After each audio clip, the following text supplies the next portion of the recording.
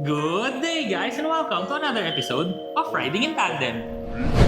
RIT, Riding in Tandem, RIT. With me, RM. And me, Elaine, at sa episode na to, subukan natin ang VinFast VF3. Ano, ready ka na? Parati naman eh, tara na! Gusto mo ng SUV, pero dalawa lang naman kayo palaging nakasakay. Gusto mo ng maangas, gusto mo ng mataas na ground clearance. Gusto mo rin ng matipid sa gastos, yung madaling iparada at gamitin sa masisikip na daan. Ang hirap naman yan, ang dami mong gusto. Pero buti na lang merong VinFast VF3.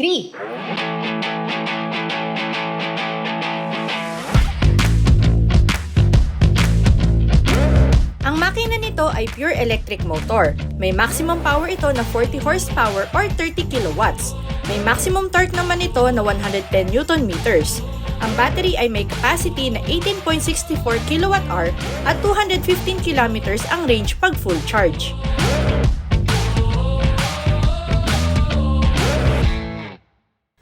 SUV, di ba? May height, mataas. Merong mga matte body moldings. Nakalabas pa nga sa gilid kaya mukhang malapad eh. Naka-halogen projector headlights. Wala siyang butas sa grille pero merong mga nakalubog-lubog na letter V. Meron ding chrome na V-design na signature talaga yan ng VinFast. Ang cute-cute, ang gandang tignan nito sa daan. Mataas yan, 175mm ang ground clearance. Cute na two-door to pero malalaki yung mga pinto. Madaling pumasok at hindi mo na kailangan sumampa. Naka-floating roof design sa likod. Nakalabas ng konti yung mga fenders pero mas nakalabas naman yung matte body moldings. Okay yan dahil pag nasanggi ka, hindi masyadong halata at madaling ayusin. Naka-steel rims pero may takip sa gitna kaya magandang tignan. Ang size ng gulong 175/75R16. Simple na boxy design naman dito sa likod. Sa ibabaw, meron siyang shark fin antenna. Meron ding parang konting nakausle na parang spoiler na rin. Sa gitnang part naman, merong piano black finish tsaka yung V na signature design ng VinFast. Sa ilalim naman, meron siyang parking sensors. Sa labas, pag tinignan mo tong VF3, no, sobrang liit. Iisipin mo talaga parang napakasikip. Pero pagpasok mo naman, no, maluwag siya actually. At saka dahil sa design ng dashboard na medyo mababa, tapos yung salamin kasi niya ang layo-layo, parang ang luwag-luwag dito sa loob. Actually, pag tinignan mo nga yung camera, oh, nakadikit yan sa salamin pero akala mo, di ba, sobrang luwag. Kasi nga ang layo-layo ng salamin. Same din yung pakiramdam ko dito. Ang luwag. Pero in fairness naman, no, maluwag din talaga yung headroom. Lampas nga 5 daliri ko. Yung mga balikat ko naman, kasyang-kasya ako. Hindi naman ako tumatama dito sa gilid. Malayo pa yung space. So, maluwag siya. Ang design naman dito sa loob, sakto lang, no? Hindi naman siya yung modern na modern, pero hindi naman din siya yung mga 90s na sasakyan. So, sakto lang sa era natin ngayon. Yung mga materials naman na ginamit dito, more on the durable side siya. Kasi, di ba, pagka mga luxurious, mga leather, syempre, di ba, pagka nabutas yan, edi, syempre, butas. Pero dito naman, wala kang mabubutas. Matitigas yung mga nandito, pero alam mong tatagal to. Kasi nga, may hirapan kang gasgasin yan. Tapos, pag nadumihan, puro punas-punas ka lang dito. Ang manibela, urethane, meaty naman siya, malambot. Ang infotainment system ay 10 inches. Meron siyang Bluetooth, meron siyang FM. Wala tong instrument cluster, so all-in-one na tong infotainment system. Pero yung laki niya, para sa laki ng dashboard, no, saktong-sakto lang. Yung mga aircon vents niya, horizontal din sa gitna, vertical dun sa gilid. Meron siyang open compartment sa gitna, pero maliliit na bagay lang yung malalagay mo dyan. Meron siyang glove box. Ang mga controls dito, hindi ka pahihirapan, no, kasi manual lang naman siya, no? Mga dipindot, mga knobs, pati yung aircon, ganun din. Napakaluwag din ng space dito sa gitna kasi wala na siyang center console. So, nasa na yung shifter natin?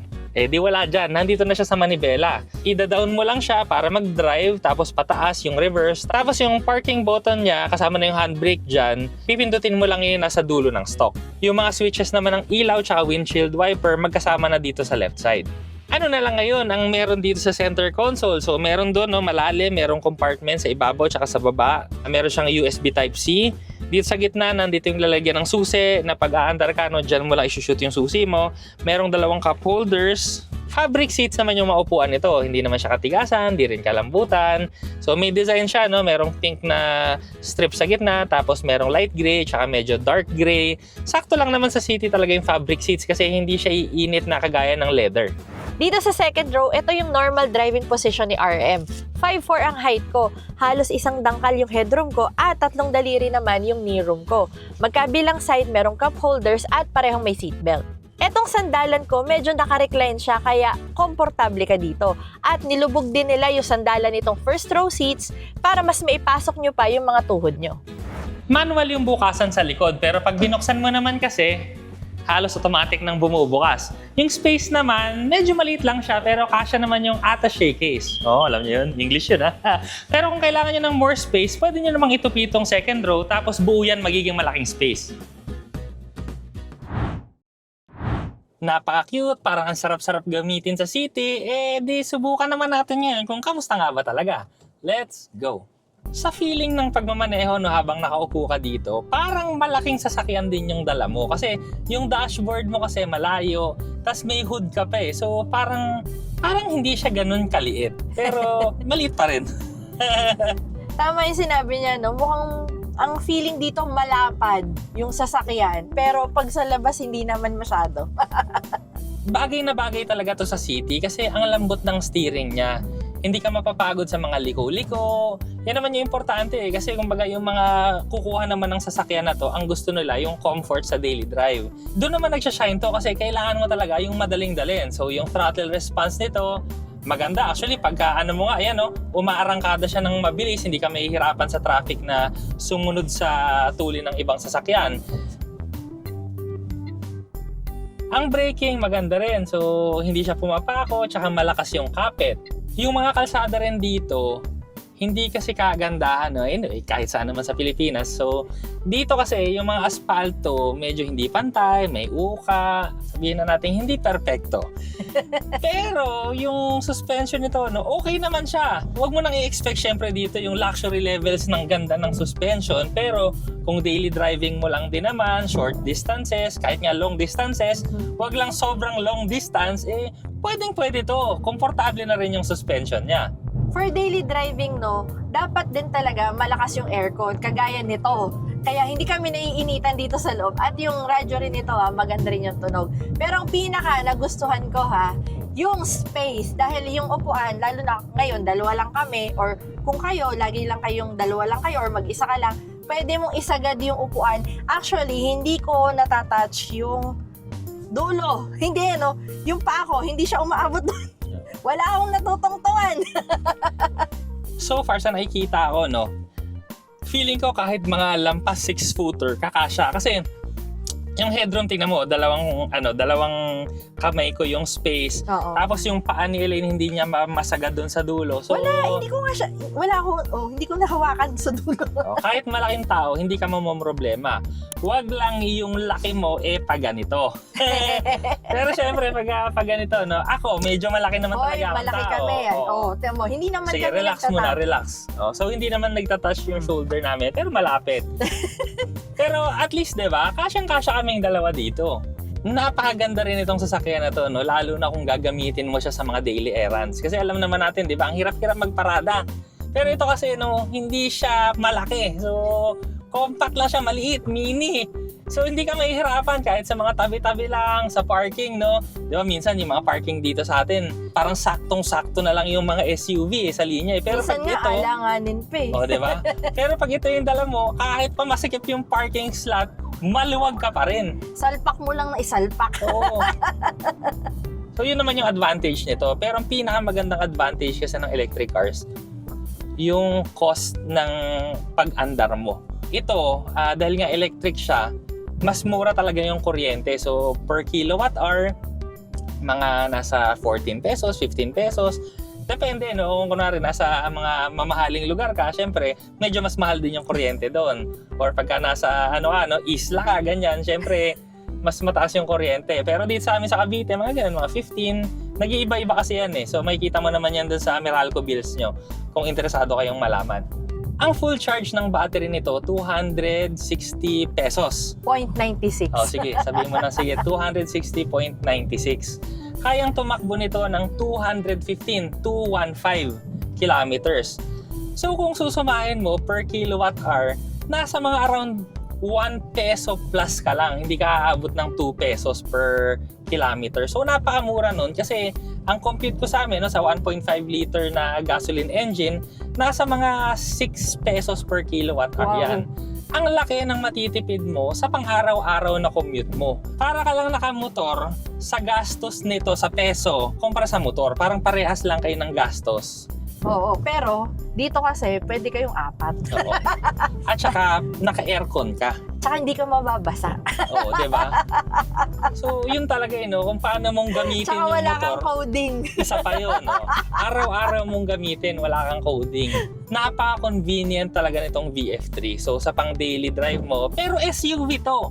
Yung ground clearance nito, 175 millimeters. Kaya, kagaya nito, may mga humps. Hindi ka mamomroblema dyan kasi kayang-kaya nito. O kaya mga lubak-lubak sa Metro Manila, kayang-kaya niyan. Kahit nga gutter, pwede mo akyatin. Pero, sabi ko lang. So, yung height mo, di ba?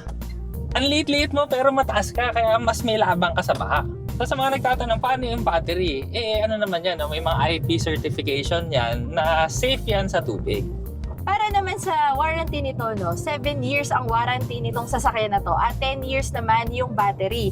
Kaya kung kunyari, kinuha nyo ng hulugan, 5 years to pay, may sobra pa kayong 2 taon na naka-warranty pa.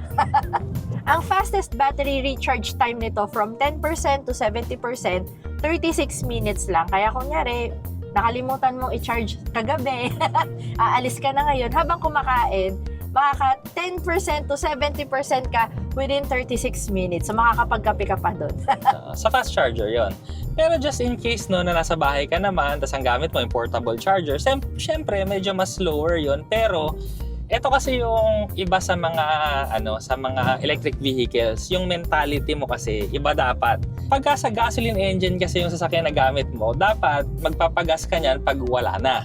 Ang mentality naman kasi sa mga electric vehicles, parang paggamit mo ng cellphone.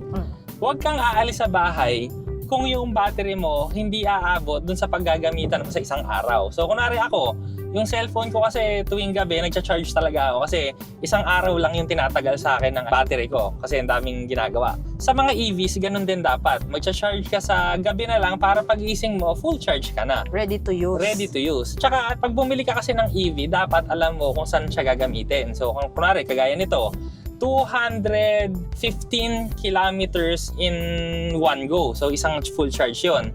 So, kung city driving ka lang, parang hindi mo ito mauubos ng isang araw. Sobra-sobra to. Sa amin kasi, from General Trias, Cavite to Quezon City, mga around 50 kilometers yan. So, balikan mo, 100 kilometers lang. So, theoretically, kung magbabalikan ka ng Cavite, sobra-sobra pa yung baterya mo. Kaya mo pang magdalawang balik, di ba? Oo. Kasi nga 215 eh. Pero syempre ako kasi, para lang sa sigurado, wala kang range anxiety. So, gamitin mo isang araw o 100 kilometers, may 50% ka pang natitira. O yun.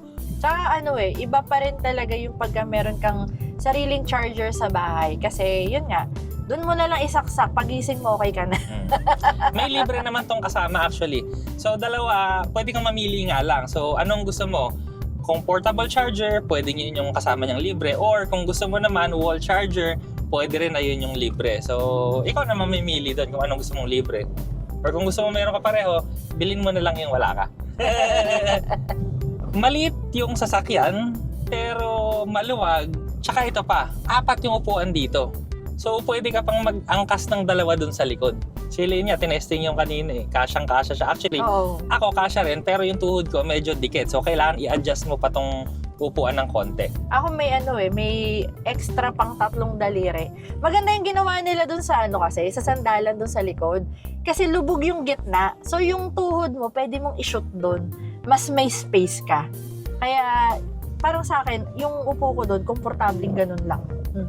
Affordable car itong VF3 pero meron din siyang advanced safety systems kagaya ng anti-lock braking system, traction control system, rear parking assist at hill start assist. O, di ba? Cute na tsaka kaiba tong sasakyan na to sa labas, no? Pero nagulat ako dahil meron siyang 9 color variation. So, kung anong kulay talaga yung gusto mo, marami kang pagpipilian. Hindi katulad nung sa iba, yung parang basic colors lang. Ito kasi meron siyang mga vibrant colors, kaya talagang parang putok na putok ka sa daan. Mailalabas mo ng sagad yung personality mo sa kulay ng kotse. Correct. Kung gusto mong girly na girly, meron.